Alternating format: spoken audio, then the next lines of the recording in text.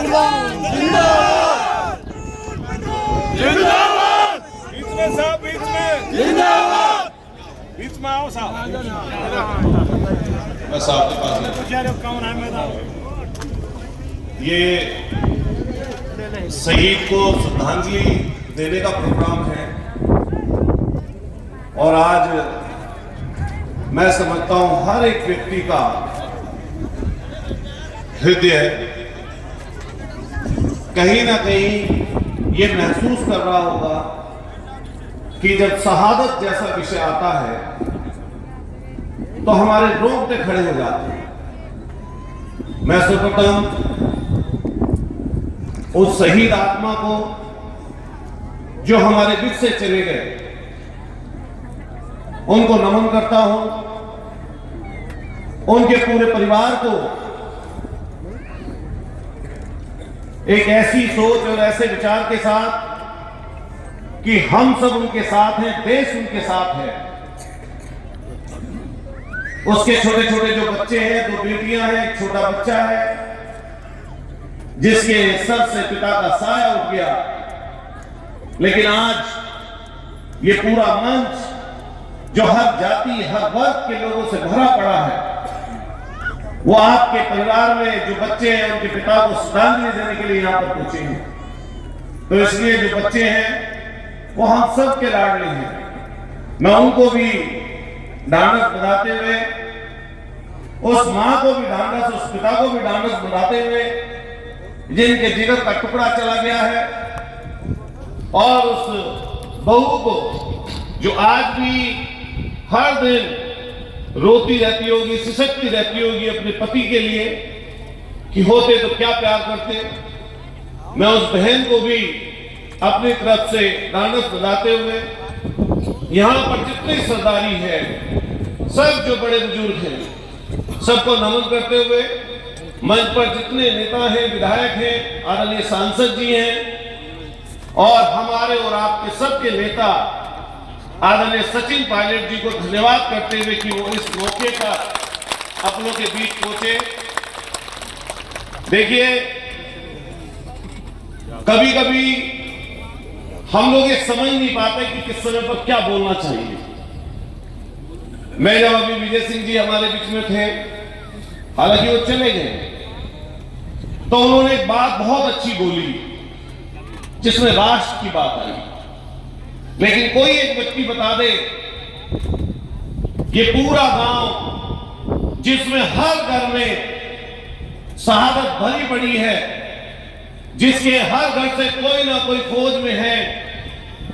अभी जब 9वीं अनुसूची की बात थी और राष्ट्र की जब बात हुई, तो मैं ये कह सकता हूं कि राष्ट्र में कुछ परिवार नहीं आते, बस कुछ चुनिंदा लोग राष्ट्र में सिर्फ नहीं होते। ये देश महान तब बनता है जब खेत में हल चलाने वाला किसान मजबूत होता है। ये देश तब मजबूत बनता है जब इसका नौजवान नौकरी पर जाता है, रोजगार पर जाता है।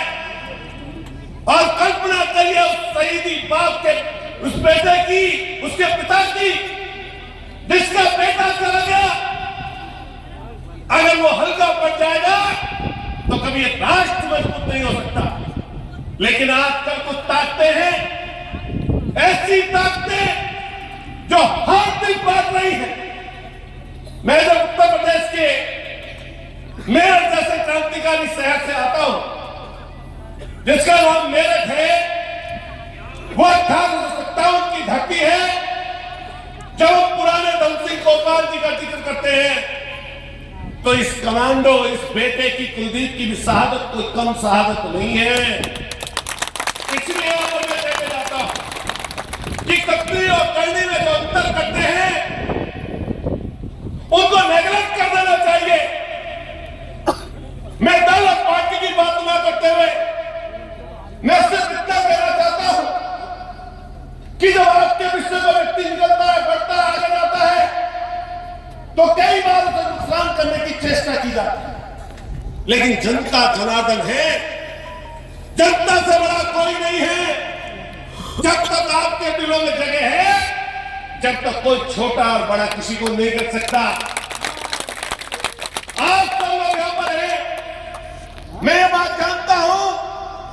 कि आपके दिलों की धड़कन है ये सचिन पायलट, आपके दिलों में धड़कता हुआ दिल है। और ये सिर्फ यहां की बात करौली की, दौसा की, भरतपुर की, जयपुर की नहीं है, राजस्थान की नहीं है। मैं जिस जगह से आता हूं वो भी आपके नजदीक की जगह है। अगर पूरे देश में आपके नाम को, राजस्थान के नाम को बढ़ाने वाला कोई शख्स है तो उनका नाम है। और ये मौका है, संघर्ष पता नहीं कहां से कहां तक जाएगा, कहां तक संघर्ष लेकर जाएगा, लेकिन हमें आस है इस चीज की कि आदरणीय सचिन पायलट जी जब आने वाले समय मध्य प्रदेश के मुख्यमंत्री होंगे, हमें आस है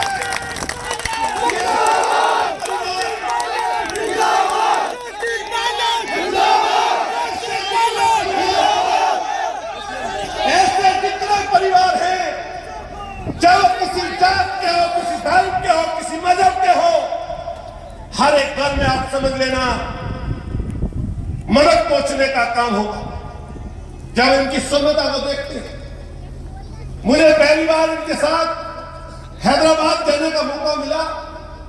दोस्तों साथियों, 1500-1700 किलोमीटर दूर है हैदराबाद। हम एयरपोर्ट पर जैसे ही उतरते ही जैसी भीड़ आपकी जयपुर से यहां तक होगी, ऐसी भीड़ 1500-1700 किलोमीटर दूर हैदराबाद में भी ऐसी। एक दिन में नहीं हो सकती, यह छोटा सोचकर नहीं हो सकती, यह किसी एक जात, किसी एक धर्म की बात सोचकर नहीं हो सकती। यह तब होती है बात जब हर जाति, हर वर्ग का व्यक्ति अपने दिल में ये बात ये सोच लिए बैठा हो जो आदरणीय सचिन पायलट। मैं तो दूसरे दल का हूं, दूसरी पार्टी से ताल्लुक रखता हूं, लेकिन मैं अपने सामने इतने लोग पत्रकार भी यहां पर बैठे, मैं खुला मन से बात करना चाहता हूं कि हमारे दिल में, हमारे मन में, हमारी सोच में ये बात है और कहीं से कहीं तक चले जाइए, किसान परिवारों में, मजदूर गरीब परिवारों में, नौजवानों में ये बात है कि कब हम अपने लगते जिगर को उस कुर्सी पर बैठता हुआ देखें। और मैं इस मंच के लिए इसलिए कहना चाहता हूं, एक तरफ अनिता जाटव बैठी, एक तरफ मीना साहब बैठे, एक तरफ हमारे दूसरे सांसद भी बैठे। पूरे मंच को देखिए कैसे सजाया। हमारे आदरणीय पूर्व के विधायक भी कई लोग यहां पर साथी बैठे हैं। जब ऐसे जातियां इकट्ठी होती है तब ताकत बनती है। मैं बिना लाग लपेट के अपनी बात खत्म करते हुए कहना चाहता हूं, क्योंकि मेरे बाद भी कई वक्ताओं को बोलना है, बोलने के मौके बहुत मिलते हैं, हम लोग जाते हैं जगह जगह, लेकिन खास तौर से मैं सरदारी को, हमारी माताएं बहनें इतनी बड़ी संख्या में बैठी है, आप ये ध्यान रखना, अगर हम लोगों में, और मैं यहीं पर खड़े होकर ये बात कह रहा हूं, मैं भी उसी जाति से ताल्लुक रखता हूं, हम स्वाभिमानी हैं, सम्मानी हैं, लेकिन ये ध्यान रखना, अगर आप अपने से कमजोर व्यक्ति के साथ भेदभाव करोगे, अगर उसके साथ ऐसा व्यवहार करोगे कि जिससे वो आपके साथ खड़ा ना हो, तो उससे आपका नेता कमजोर होगा। ये ध्यान रखना। जिम्मेदारी तब बढ़ती है हमारी जब हम उसी जात से आते हैं जिससे आपका नेता होता है। तब आपकी जिम्मेदारी इसलिए बढ़ती है कि जब आप निकल कर चलो तो कोई भी आपके व्यवहार को ऐसा ना कह दे, किसी भी जात का व्यक्ति, कि अगर इनके व्यक्ति ये लोग बड़े बने तो हमें नुकसान कर सकते हैं। अपना व्यवहार ऐसा सौम्य बनाओ, अपना व्यवहार ऐसा सरल बनाओ कि हर एक जाति वर्ग का व्यक्ति ये कहे कि हम इनके साथ जुड़ के चलेंगे। यह इतिहास गवाह है कि 36 की 36 बरातियां, 36 की 36 कौम इस बात को जानती है, मानती है, देश की आजादी के पहले और देश की आजादी के बाद हमारा इतिहास क्रांतिकारी सोच कर रहा है। लेकिन लोकतांत्रिक व्यवस्था में, लोकशाही में एक वोट सबसे कमजोर आदमी की भी एक में गिनी जाती है और सबसे बड़े पद और ओहदे पर बैठने की भी एक की एक में गिनी जाती है। ये लोकतंत्र में ताकत होती है, जिसको ज्यादा वोट मिलती है वो जीत जाता है, जिसको कम मिलती है वो हार जाता है। इसीलिए 36 बिरादरी, हिंदू मुसलमान, अगड़े पिछड़े, दलित और शोषित, वंचित और कमजोर और गरीब और ऐसे लोग जो आपके सत्तर देखते हैं कि आप उनकी मदद करोगे, उनकी मदद बनिए, उनकी ढाल बनिए। जब हम जिक्र करते हैं इस चीज का कि बाबा साहब अम्बेडकर, जब हम जिक्र करते हैं सरदार पटेल का, तो हमारी तरफ जिक्र राजेश पायलट जी का भी होता है। और मैंने ध्यान होगा पुष्कर में एक बात कही थी, खासतौर से अपने समाज के लोगों को कि विरासत है, उसको सजा को रखने की जिम्मेदारी हमारी और आपकी है। जब विरासत किसानों का मसीहा, जब वो तस्वीर देखता हूं दिल्ली की, जो राजेश पायलट की एक तस्वीर चलती है हाथ जोड़कर और किसानों का बड़ा एक मजमा था, बड़ी रही थी, तो सोचिए वो 30 और 35 साल वाली तस्वीर आज भी एक एक व्यक्ति जितने यहां पर बैठे होंगे, खड़े होंगे, उनकी नजरों के सामने होगी। वो एक जाति की भीड़ नहीं थी, वो एक वर्ग की भीड़ नहीं थी, वो पूरे राजस्थान और पूरे देश के लोग वहां पर खड़े थे। इसलिए नौजवान साथियों, आप सब लोगों से बस एक चीज कह के जाएंगे इस शहादत के मौके पर कि आप सब लोग एकजुट रहे, सभी जाति वर्ग के लोगों का सम्मान करें, सबको अपने से साथ जोड़कर चले, तभी आपका नेता मजबूत होगा। और ये ध्यान रखना, अगर हमने सम्मान जातियों का करना छोड़ दिया तो न केवल आप बल्कि आपका नेता कमजोर होगा। मैं धन्यवाद करते हुए आयोजक साथियों को जिन्होंने इस मंच पर मुझे आने का मौका दिया, और खास तौर से फिर उस परिवार के शीर्ष नवाते हुए कि आपने शहादत दी और शहादत हमारे मेरठ में हुई, जहां पे हमसे वो मेरठ में पोस्टेड था हमारा भाई, तो इसलिए हमारी जिम्मेदारी और बनती है। हमारे लायक कभी भी कोई ऐसी बात होगी, कभी आधी रात भी आप बुलाएंगे तो हम आपके बीच में खड़े नजर आएंगे। और आप सब लोगों से ये कहते हैं कि आप विवाद में ना पड़िएगा, आप हिम्मत दीजिए अपने नेता को, अपने ऐसे व्यक्ति को जो तुम्हें यहां से लेकर देश और दुनिया तक आपकी पहचान बनाए हुए है। फिर जितना भी मंच है, मैं सबका धन्यवाद करता हूं, हर जाति वर्ग के लोगों का सम्मान करता हूं।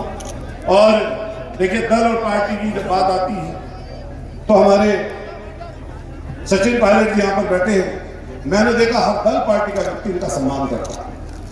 और मैं हूं समाजवादी पार्टी माने अखिलेश यादव जी के मानने वाला, और मैं यहाँ पे तब आता हूँ मुझे लगता है, मुझे आस लगती है कि जो हमारा खून है, हमारे लोगों में जो दौड़ रहा है, वो लोगों की मदद करने के लिए।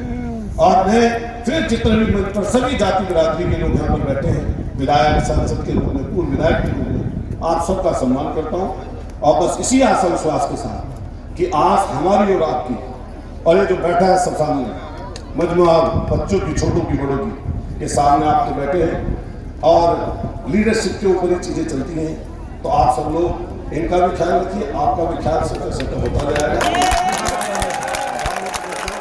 और फिर आप सब लोगों से मेरे से कोई गलत बात निकल गई हो तो माफी चाहते हैं, लेकिन मैं भी जिस जगह से जीत के आता हूँ, बड़ी कठिन सीट है, आप सब लोगों की दुआएं थी।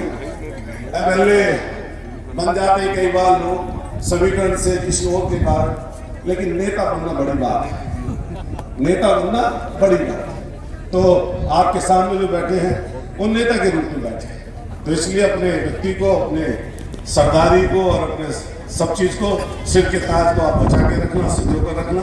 इसी आशा विश्वास के साथ मैं आप सबका आभार व्यक्त करता हूँ और आप सबकी सरदारी के सिर झुकाता हूँ। जोर से बोलिएगा, भारत माता की। इतनी तेजी बुलवाओगे जितनी देर पहले वाले कह रहे थे, जोर से बोलो, जोर से पीछे बोलिए, भारत माता की। मुख्यमंत्री करिए हाथ उठा के जोर से, भारत माता की। बहुत बहुत धन्यवाद। एक बार और जोर से बोलेंगे।